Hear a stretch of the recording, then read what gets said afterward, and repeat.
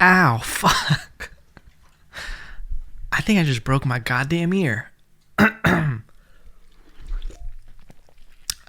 This is pre-podcast stuff.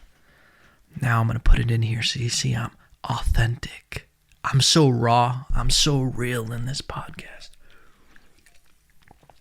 I'm drinking store brand seltzer water. Mandarin orange flavor. My dog's just licking herself right now. Do you think, Pooch?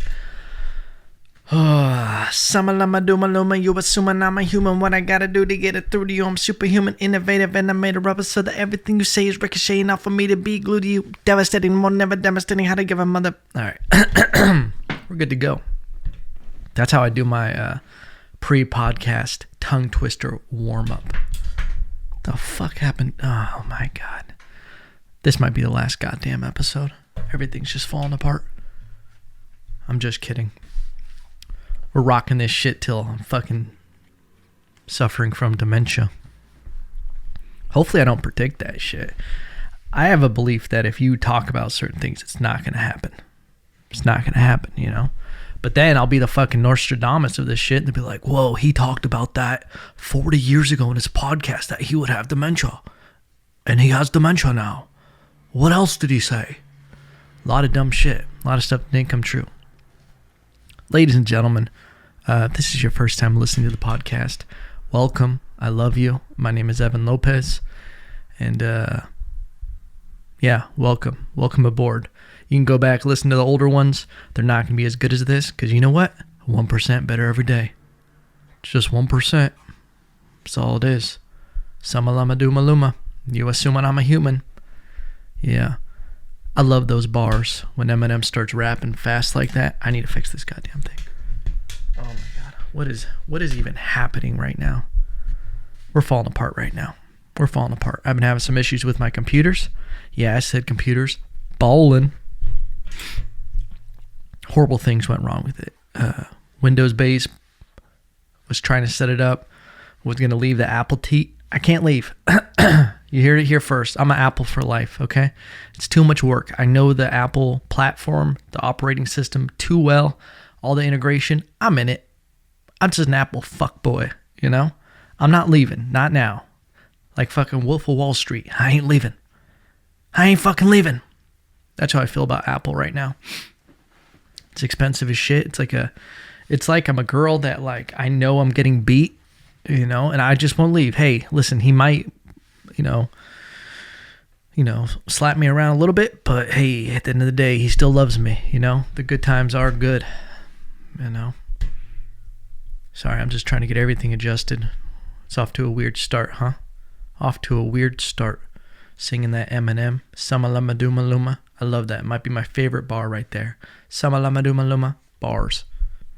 He performed at the Oscars last night. Didn't watch it, but I watched the performance. It's so funny seeing Eminem perform at the Oscars. Performing the song. I believe he won an Oscar for 8 Mile. And, seltzer water.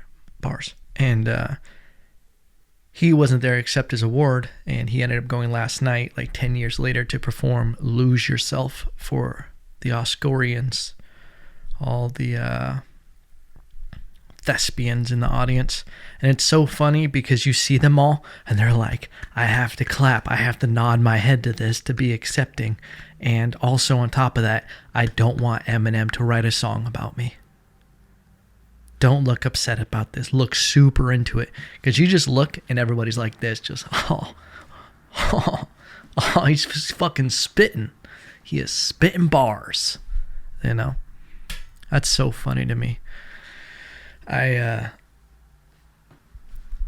saw a little bit of an interview right before I started this. I was like, I don't know if I want to talk about this, but we're controversial AF. But Joaquin Phoenix, brilliant actor, simply brilliant. He was accepting his award for the Oscar for Best Lead Man. He's winning everything for his Joker performance, which I thought was great. But I've always thought that Joaquin Phoenix was amazing. I thought one of my favorite movies of all time is Walk the Line. Hello, I'm Johnny Cash. Phenomenal movie, phenomenal actor. I loved him in Signs.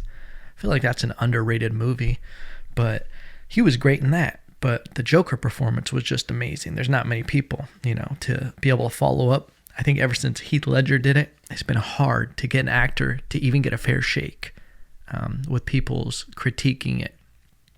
I think he knocked it out of the park. Thought Jared Leto, so annoying with it. Jared Leto just tried way too hard to be like an actor's actor and went all method with it. No, I'm not cool with Jared Leto ever since I heard a bunch of shit about him.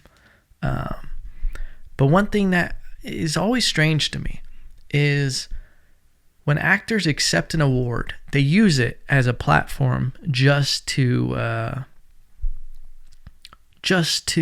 preach.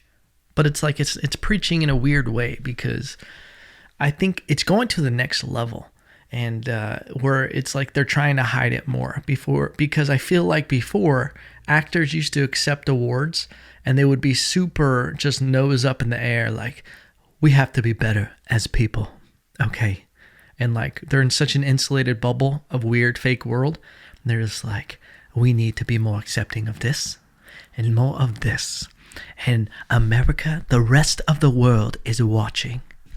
And I'm just like, dude, you're so out of touch but they're aware of that happening, that they know how it looks, them coming off that way. So now they still do it, but it's in like a very broad way, and they acknowledge that they know they're doing it. And instead of thanking people for the award and everything, they just use it as a moment to bring awareness to something, which I guess awareness at the end of the day is good. But I just feel like it's such a weird way to do it. I feel like there's a better way to do it. And I just feel weird, man. When I get around actors, like, it's always weird to me. Like, I always think I do enjoy acting. I like doing skits, like kind of what I did on the Super Bowl, where you're just having fun with it. But I would like to do some dramatic shit too. Like, it would just be fun to be able to do it. But it's like, I think when you get so far down that world, you take it way too serious. Like, at the end of the day, we're playing dress up. It's dress up. Dress up. It's playing dress up. But, and obviously I'm making a joke, but I'm not. But it's like they get so, I think when you get around people who let you talk a certain way, you start developing these weird things of ways of talking, and profound ways of talking, where it's like no one in the real world talks like that. But you're able to get away with it because you're around people that let you talk like that. And then you get around people that like fuel you to talk like that. And then you're getting all this ego award or reward and dopamine boost because you're getting the feedback you want from it. And they think you're brilliant. So you start talking stoically, like everything is theta. And I feel so weird. Like if Joaquin Phoenix was ever talking to me like that, and just actors who get really up their own shit when they're like preaching, I'd be like, hey, what are you doing right now? Are you performing? Is this a speech? And I'd look around the room confused, because I'd be like, where's the rest of the audience? And I'd be like, whoa, we're in a sauna right now. Where's the theater? This is a weird hot theater, and I'm in my dun-dun-dunas, you know? It's not normal to talk to people like that. I had one time years ago, before I was even doing stand-up and everything, I remember we were at this party in LA, and we were in this big circle, and this dude is just making jokes in a weird way. And I remember the way he was talking through people. He wasn't talking to them, but he was going off on this thing, but it felt way too rehearsed. I just stop him and I go, hey man, are you a stand-up comedian? And he goes, yeah, I actually am. And I was like, oh. And he took it as like a compliment. But then I was like, because it sounds like you're doing material right now. And then people started laughing. And he was like, oh, yeah, no, I that's something I've been. And it's just weird. Like, when people are running things on you. Kind of like when people are trying to sell you on multi-level marketing. Oh, I'm still upset about that. I still have people trying to convince me that multi-level marketing is good. Anyway, I don't want to waste too much time on it, okay? I'm trying to rid myself of that negative multi-level marketing energy, okay? Bars. Moving on. But shout out to Joaquin Phoenix, or Joaquin Phoenix. I think it's Joaquin Phoenix, right? He's a great actor. He's brilliant, truly groundbreaking work. But, man, I guess I can't really hate on it too much, because it's like you get around your own people. Like when I'm around comedians, I can just say certain things, and it's like, obviously I'm going for the joke, but then I get around some regular people and I say things to get the, like, boom, perfect timing, and they don't get the joke. They'll be like, well, actually, no, they're closed tomorrow. Okay, yeah, all right, cool. It was a joke, but got it. Cool. People are wild. This weekend I saw that they were starting to do genetic cloning of Tasmanian devils. Or Tasmanian dogs, which the name Tasmanian devils came from. And they're starting to do genetic cloning, and pretty soon we are going to have Tasmanian dogs in the zoo. And first thing I thought of is, okay, cool. Yeah, we're going to have these things. But first thing I thought of was, oh shit, this is how Jurassic Park starts. It starts with some Tasmanian dogs, and then we're like, well, let's see what else we can do. Oh shit, we can change the color of them. Oh, with this new technology, we can bring back the fucking dodo bird. And then someone is just like, oh shit, I wonder how far back we could go with this thing. Oh, we still have some DNA? Oh, well, it's not going to go wrong. Jurassic Park, yeah, you know how much money that would make? That would actually be the number one move. Fuck Disney, fuck Marvel, all this shit, same company. The nostalgia value, if we created a goddamn replica Jurassic Park, plot twist, I'm the guy trying to bring back Jurassic Park, actually. I just realized that. I want it now. I've completely changed my mind. I would like a Jurassic Park, and I would like it in Costa Rica. I would like it to actually be on Isla Nublar, or whatever it is. And I would actually like to see it. Why not? We're just living in a simulation. Let's just break it. I want Jurassic Park now. I think it's a great idea. It'd probably be so expensive, man. If Disneyland is local and that shit's like $180, yeah, it's going to set you back about probably $1,000 to even fly to this place. You got to stay overnight, Man, good times, huh? I would go to Jurassic Park. I for sure would. I'd work there. I'd do some video production for them. Maybe tell some jokes. Why not? Disneyland is crazy, though. I've been wanting to go back, but it's just so expensive. I might do that Southern California deal thing. But I was talking to someone who worked there, and they were saying that the tickets keep rising because they're just trying to keep park attendance down. That's the most insane thing I've ever heard, is that they're not doing it to just make more money and everything.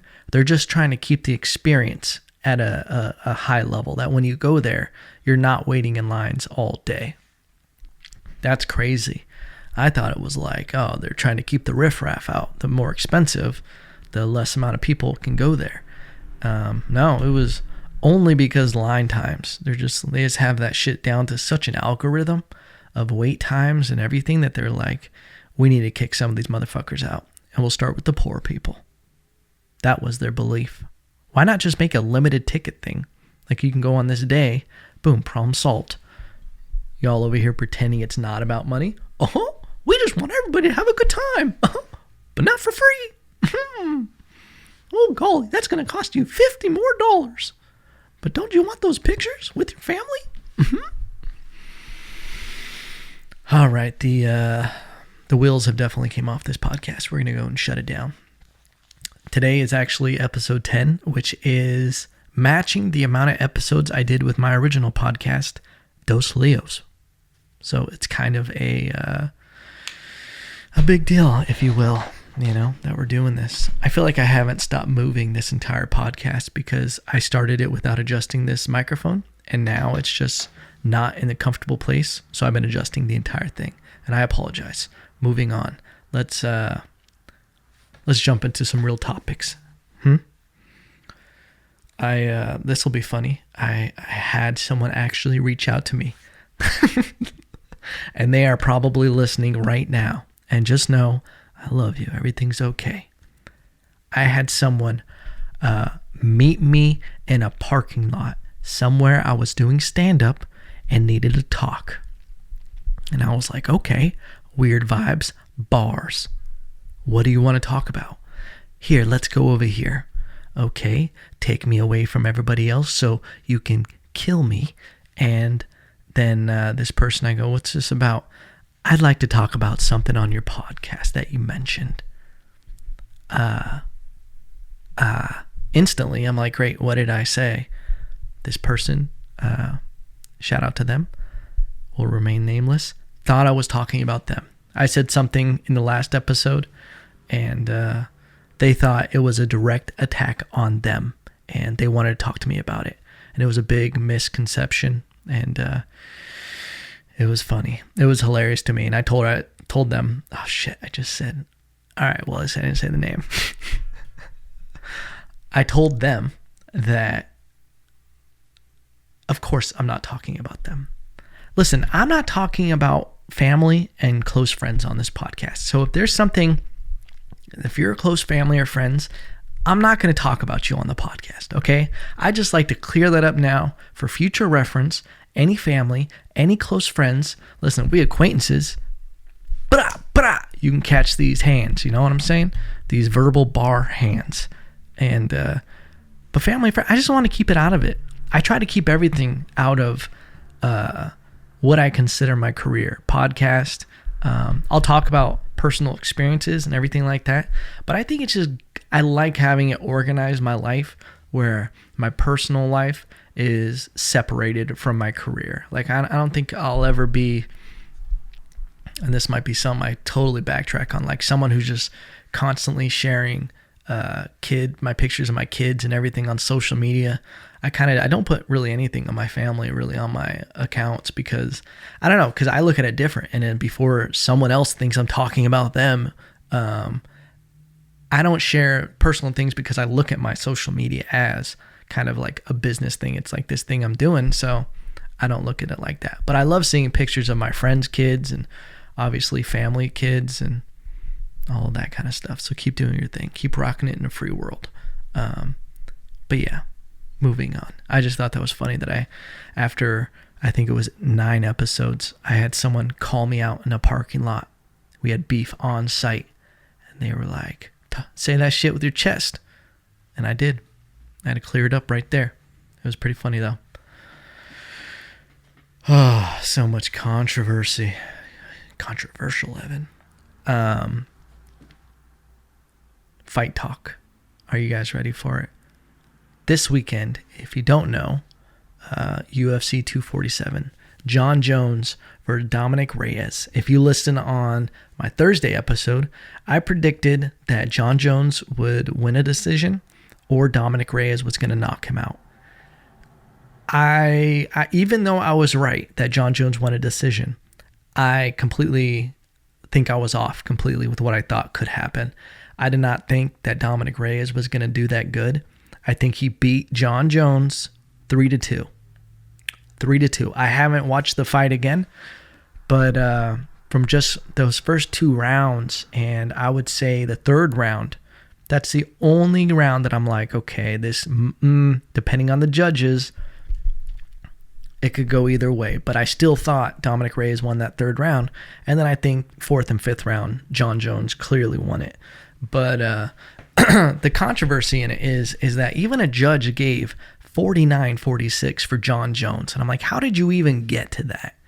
That's insane that you saw the 1st and 2nd round and were like, oh yeah, Jon Jones won the 2nd round. It's almost insanely impossible for you to think that the 1st round could have went to Jon Jones. But so you probably went that one. But then the 2nd round, it was just ridiculous that you would think the volume output and everything. Only thing with the 3rd round is if you're giving cage control. But even then, I didn't think Jon Jones won it. And it's crazy that a sport like this, something that can change, like it's not just a sporting event. Okay, like when you look at it, you're messing with someone's livelihood. You're messing with someone's entire family tree, their whole financial security. And it's terrible because they have like boxing judges judging MMA. So like the big thing is you're looking at boxing and footwork. You're not looking at, obviously the ground, wrestling, grappling, control, everything like that. And it's just like you don't even know the sport you're judging. And the fact that we have so many retired fighters that would be amazing judges, we don't even pull from them. And one thing, this is my pet peeves with watching fights, is I hear it all the time, is when people say, you really got to beat the champ. You know what I'm saying? No, you fucking don't have to really beat the champion. In a practical sense, you should just be able to beat the champion. People think that like you have to beat the champion more than he beats you for you to get the title. Like if you want to take it from him, you really got to take it from him. What does that even mean? No, if you beat him, you should get the title. People think it's got to be like this crazy decisive thing when you get a title shot that you have to beat the champion. Like they're not expecting it. It's terrible thought. I hate that. I hate that when people say that. And people say, hey, don't leave it in the hands of the judges. No, we should probably have better judges to avoid these situations. We shouldn't have incompetent people. And it's like that same mentality when people are like with school. And it's just like, what are these people teaching these kids and all this stuff? It's like, no, why don't you try to fix all these issues rather than keep attacking one particular part of the situation? Fix the system, not the, this one thing. It's like not taking any responsibility of it. And the other side of it, one of my pet peeves, is when people start saying it was a fix, that the UFC didn't want to lose their cash cow. Dude, the UFC has no control over that. That's the athletic commission. And what's crazy is it doesn't benefit that athletic commission to have that happen, because the UFC won't want to go back there. And if it, when you have Dana White and the president saying like, this is terrible, these judges need to get better, but they're not allowed to do anything. They can't do anything. And they literally have zero control over picking judges and everything, because they're trying to push a clean sport and keep off corruption. And one of the ways by doing that is having the commission in charge of the judging. But I think we're at a point where it's just gotten ridiculous. Like, it's a crazy thing that you go out there in a fist fight, and the difference of winning the title and losing in that moment for Dominic Reyes is insane, of where his life could have went and now where it's going. Obviously, he's good and he's going to be around, but a lot of people aren't going to be like that. And I think in most cases, it's going to be where you got your shot at the champ. You beat him, but the judges fucked up and now you lost. Not only did you lose that money, you lost the win bonus. You might have got pay-per-view points, but you got a little bump in your normal pay. But we're talking about once you're the champ, the amount of endorsements, the actual locked-in salary that you get, it is life-changing money. Depending on the deal you had before, you might not be making anything close to that. You can go back to maybe $60,000 a fight, which is nothing to be mad at. But then you got to take into account, you're going to pay taxes on that. You got to pay your trainers. You got to pay all your food. So you don't make money just every week like that. You make this big bundle of money, and then you got to save it, and you got to spend it wisely and invest it. The difference between $60,000 a fight and $250,000 or $300,000 a fight is insane. You don't have a long window for fighting. It's a brutal sport, So you got to get in, hit them with some ninja shit, leave with a pocket full of cash, And when you have judges, you have someone who's just not educated, they hold your fate. Ugh, that is not okay. We got to do something about that. I just get so riled up with Yeah, but it was a great fight. Shout out to Dominic Reyes. He brought it to the champ. I think he beat him. Most people think he beat him. Only person who doesn't think he beat him was John Jones. And, even his trainers were like, yeah, to win this round, I think we're down. I thought he needed a knockout in the end, but apparently he just needed a bad judge. That's all he needed. Yeah, but it's a brutal sport. I saw, I forgot the statistic exactly, but it was like a UFC fighter's career is normally, I think the shelf life was like 2 years or something like that, or 2 fights, and they never even make it to the main card. You just see certain fighters, and you've seen them over and over and over again, like Donald Cowboy Cerrone. So you think like, oh yeah, I know the UFC fighters. There's dudes that just get turned over that you never even see. They make it for like 1 or 2 fights in the UFC, boom, gone. And it's because it's such a brutal sport and you have such a short window with it. It's rough. It's a hard way to make a living. Me growing up boxing and everything, I got into boxing because of like hard shit I went through in my life, and I needed that outlet. It was one thing that definitely like saved me growing up, was having boxing as an outlet. It stopped me from being a psychopath.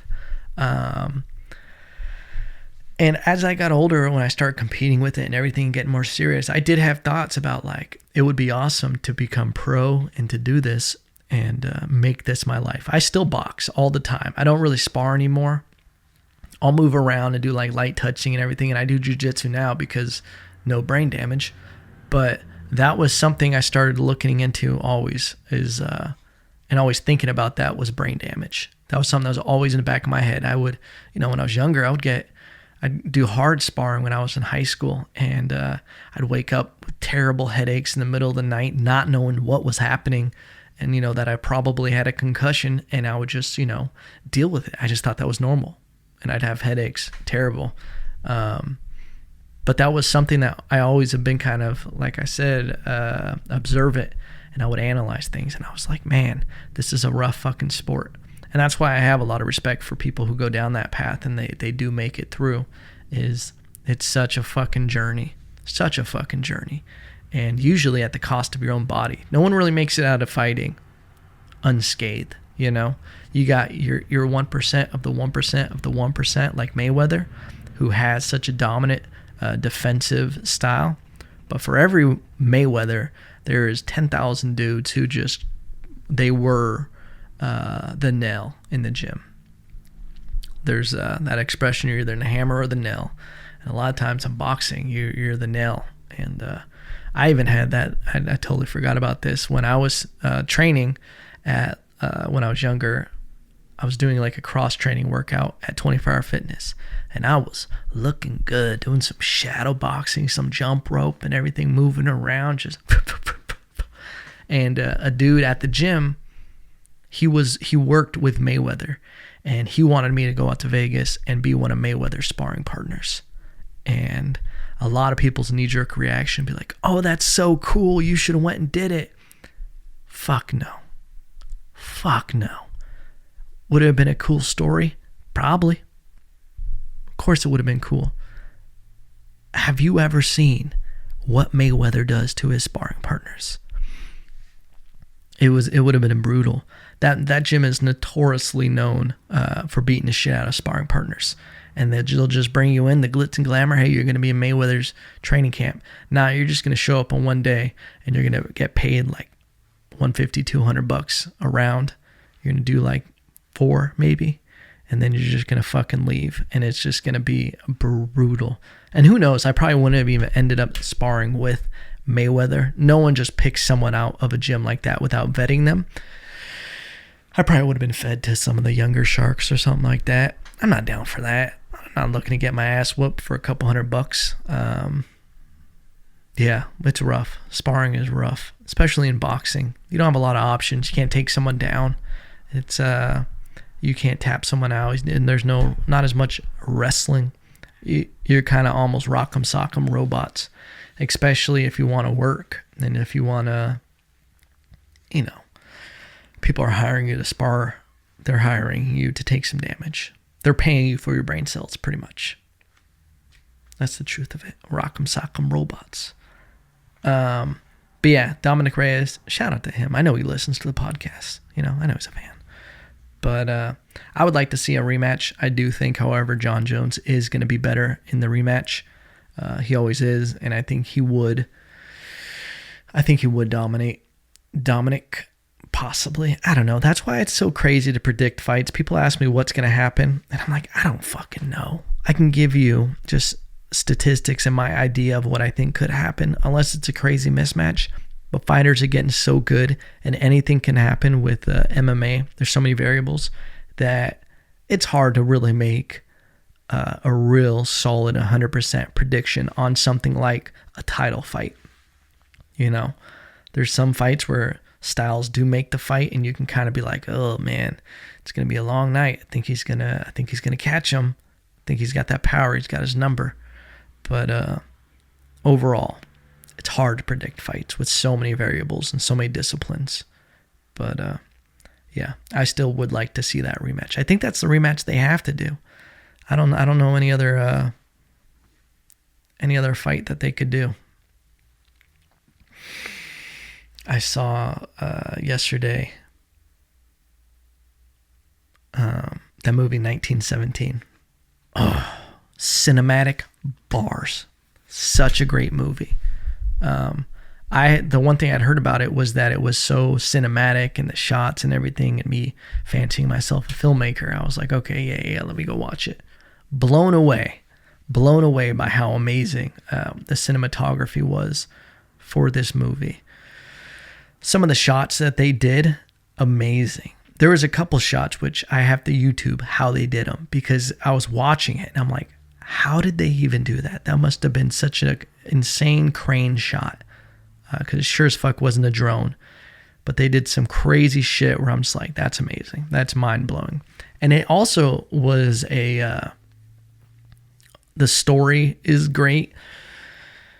But like, I get why everybody said the cinematography is amazing in this movie, because they chose some really cool shots and they made it so you were engaged in the film the whole time, from start to finish. They did such long panning shots. Some shots I was watching and I was like, I'm pretty sure we've been on the same camera shot for like 11 minutes.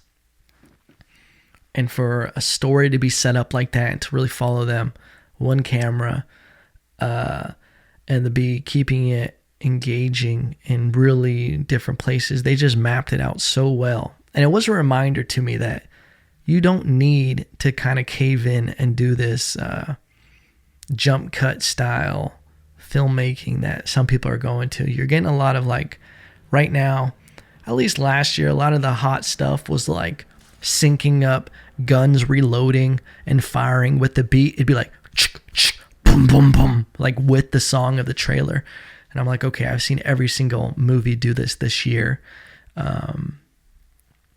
But they kind of went against that, in the sense of use like a lot of ominous music that was hinting at the story. And I love that. I love when music is synced up perfectly with a movie or even a video. That's like what I try to do when I'm making a video for anyone. Is I spend a lot of time when I make videos just listening to music.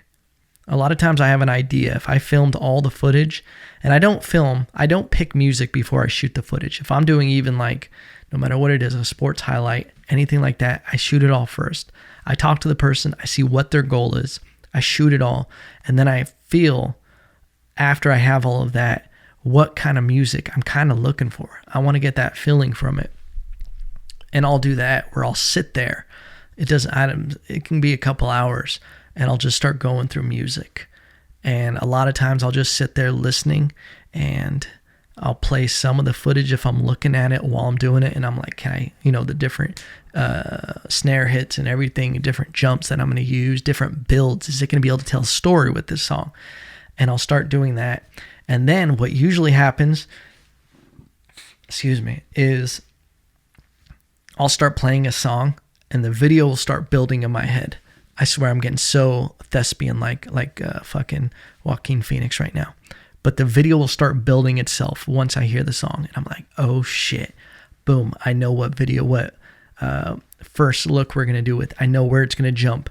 And then it starts sliding into place. I'm like, okay, go. I got to download it quick. Boom. Start working on it while it's still hot. You got to hit that flow state with it, baby. You know? That's why I've noticed that a lot with joke writing is that when I start writing jokes and everything like that, I have a notebook next to my bed because I've had ideas that I think I'm going to fucking remember in the morning. And then I wake up and I'm like, wait, what was that bit about? What was that bit? Fuck, I don't remember anything. So now I have it where at least if I'm sleeping, I wake up, I think of something, boom, writing it down right there. But when I actually get into the joke writing process, things are just flowing. I got to shut everything down. I'm like, no, we're in fucking joke writing mode right now. The bit is just working and it's writing himself and you just got to write it out. And yeah, there'll be times where like I'll be 30 minutes late to jiu-jitsu because I'm like, I just got rolling in the snowball of writing a joke. So you gotta protect that flow state. I think that would be the biggest thing I would tell someone who is trying to get into writing, doing video production, photography, no matter what it is, anything creative, is protecting your flow state. Like cutting out as many distractions as you can. That's a huge thing. That's something I got to get better at with this podcast is I'll have my phone and I can see the notifications coming in while I'm talking. So then it just breaks up the flow. But if you're getting into writing or video production or anything like that, to be optimized with it and to use your time wisely, you got to cut out everything. You got to put your phone in the other room, no notifications, and you got to really get into the groove of it where you're just, you're in that moment. You're really going and you're thinking about what you're doing. You know, you're not thinking about, oh, this person just sent me this meme. Anyway, I'm back to creating this masterpiece. Doesn't happen like that. You got to get a singular thought going on building something. And then once you hit that flow state, excuse me, it just starts taking off. It forms so fast. Sometimes when you're doing it, it's like you can spend 45 minutes trying to get to this certain spot. And then that last 15 minutes, if you're going to sit down and write for an hour, you could spend that first 45 minutes just shoveling shit. And then that last 15 minutes, you find that fucking gold nugget and you're just fucking sharpening it into a goddamn golden arrow head bars. So yeah, that's my whole thing is you got to just, you got to really cut out distractions and schedule time for it. That's one thing with anything I try to do is when I'm trying to create, I make sure I do it at a certain time and I at least put in the effort. I'm objective with it and not one of these people who's just like, well, I only do it when I get inspired. You know, I have to wait for the muse to hit me. Nah, bitch, that bitch wake me up at 7:30 every morning and she's like, you got to fucking write, bitch, you know? And sometimes it's good, sometimes it's not. But I always notice with stand-up is I'm almost so happy when I decide when I get in my car to not listen to a podcast or not listen to music. And I'm like, you know what? I got a 10-minute drive to the gym right now. I'm going to work on this bit. And I'll just literally recite the bit. I'll go through it. And then a lot of times when I'm just like that and I'm in a comfortable state of driving and, you know, I'm just doing my thing, I'll get a tagline that I'm like, oh, I love that tagline. And when you find a little nugget that works, and a tagline is just part of a joke where it's like, it's not the punchline. It's just setting up a laugh. Just something. It's a funny, okay? It's a little goof. And sometimes you find that when you're not even really trying. And it's just like you just took those 10 minutes and boom, you just got a new little nugget out of it. And not even that little nugget might be a seed of a brand new joke where it's just like it was a nugget in a joke and now it's fucking growing legs and it's spreading out. It's got a parasite. It's got coronavirus and it's spreading out and it's its own little joke in its own way and, you know, going off to bigger and better things. Bars.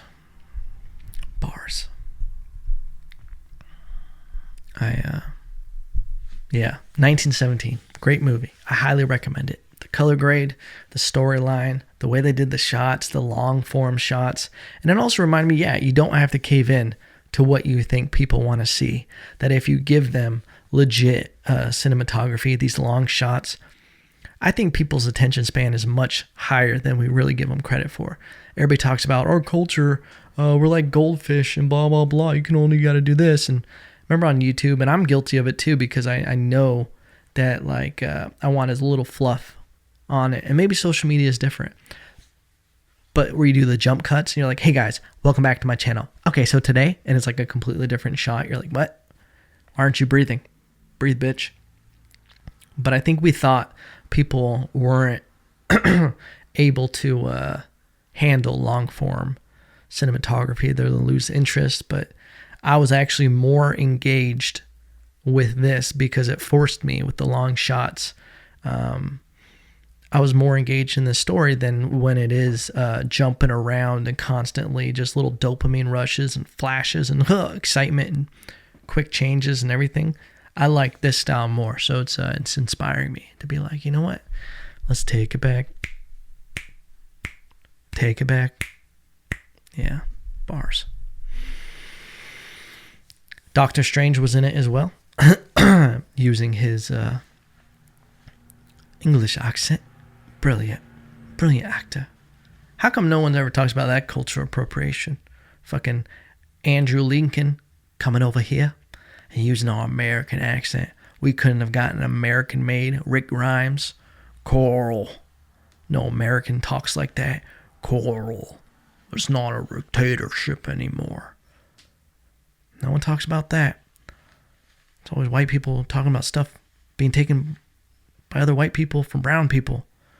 Like, why don't you all worry about the other white people, huh? The ones across the pond. Just trying to have it a go with you. Drinking fucking tea and milk. I got a buddy who's a filmmaker over there. I think he's in Europe. I don't know exactly where he's at. But he fucking says they drink tea and milk. I'm like, Jesus Christ. Brilliant. Cheers, mate. I do like when we're talking, though, on Instagram and everything. I don't even know how to fucking met him. I think through filmmaking, somehow we linked up. But everything's cheers, mate. Cheers. So, Mr. Holland, shout out. Cheers. Cheers, mate. We'll end on this crazy note. Last night I had a video sent to me that just fucked me up. I'm sure, have you guys seen the documentary, Don't Fuck with Cats? I watched a couple of episodes of it. But I'm looking at the scene like sideways. Like I can barely look at it when you're watching the cats and everything. Spoiler alert, the dude fucks with cats, you know, and it's this crazy documentary and just kind of a fascination of our society that they're like all going after him. It's like these dudes. It's like these older people on Facebook, which is like they just needed a fucking something to live for, a cause. And they start chasing down this dude who was fucking torturing cats. It was like toying with them. It was wild. Not the cats, but the people trying to catch him. He was just bored in life and trolling. But it's a crazy documentary. It makes you sad, you know. I don't like seeing animals get tortured.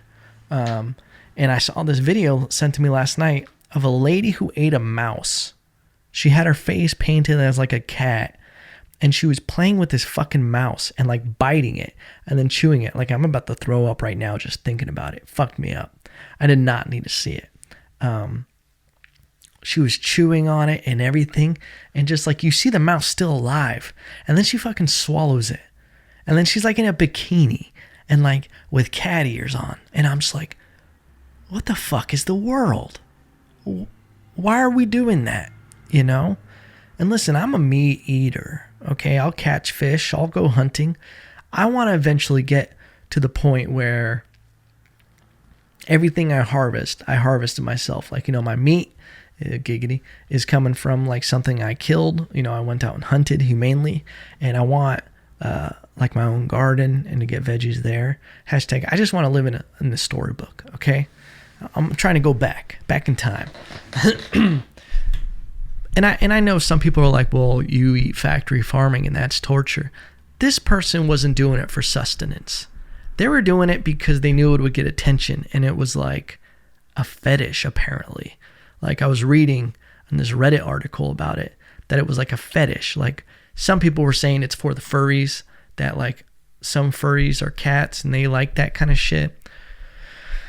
But this person didn't look hungry, and they were just eating this mouse, and it made me feel very weird, and I didn't like that. It made me uncomfortable, and I'm not okay with it. And that's, I mean, shout out to the furry community. Kind of. You guys are weird. But some of them were arguing that, hey, I'm a furry and I would never do this. But then there were some furries who were like, yeah, well, cats eat mice. And it felt like they were kind of like, yeah, well, of course I'm eating mice too. Duh, I'm a cat. Meow. Terrible creatures. But this is what happens in society when we have a time of peace too long. I feel like this is what things get a little wacky when we get so far out of the food chain. Like, life is so easy for us. And when it gets too easy, you start getting a little silly with everything. And I think if you're really a furry and you're eating mice because that's just what cats do, might be a bad person. Obviously. I don't know. I'm just distraught, and I just need other people to watch this video so I don't bear this cross alone, you know? Furries are interesting creatures, though. You know, people, creatures, whatever you want me to call you. I don't mind calling you it. I would actually like to interview a furry. If you're a furry and you're out there listening to this podcast, reach out. We can do it. I'll have you on as a guest. I don't give a shit. I'll have a litter box ready for you. I saw that at a furry convention. I didn't go to, you just find out I'm the furry I'm talking about. I ate the mouse. No, I saw these furries had a convention at a hotel, and they asked for litter boxes in the rooms. And the people working at the hotel were like, what? Huh? You guys are going to shit in the floor in a box? Just too far. And they were upset that they wouldn't do it for them. It's like, hey, well, you don't get human rights if you're going to be an animal. All right? There's so many holes in some of these ideas that people have about life and their entitlement. I'm not even trying to get preachy right now. We're not going to Oscar or Joaquin Phoenix this shit right now. But I just feel like people get a little silly, and then they still want all the rights. That's the thing, is people want their cake and eat it too. Like, yeah, like these situations. I was just thinking of Bruce Jenner and Caitlyn Jenner, and I was like, I don't even know how I would spin that into this, but there's just something not right about that. Bruce Jenner killed a lady and then became Caitlyn Jenner, got it wiped off her DMV thing. Remember that? She was texting, rear-ended someone into the middle of the one, PCH. That person got killed. Oof, I'm Caitlyn now. I didn't kill that lady. Bruce did. He's a dick. I think a better example would be, and here's the thing, Caitlyn, I think you're beautiful. You're beautiful, okay? I would have picked a better name, but hey, you do your thing. But I think it's when people get political and they want to exercise free speech and the rights and all this stuff. But then if anybody has a completely different, their own view against whatever theirs is, they go apeshit. They're like rabid. They're like, how dare you? You piece of shit. You need to sit down and not talk. Or they're like, you're a straight white male. You don't have an opinion here. I'm like, wait, so you're trying to take away the straight white male's opinion, but you're preaching about free speech and giving everybody, you know, a voice, those who don't have a voice. I don't know. It just seems flawed. And just so you know, I don't identify as a straight white male. Even though I get called that a lot. And I'm like, okay, so fuck my last name Lopez, huh? You piece of shit. Yo soy boricua. Mi sangre. Ah, man, this thing went off the rails. Yeah, this is the last episode for sure, huh? I'm just kidding. We'll be back Thursday. If you have any questions, concerns, you want to talk about something next episode, feel free to write me. Okay? Slide in them DMs with a topic opportunity. And remember, no matter what, at the end of the day, I love you.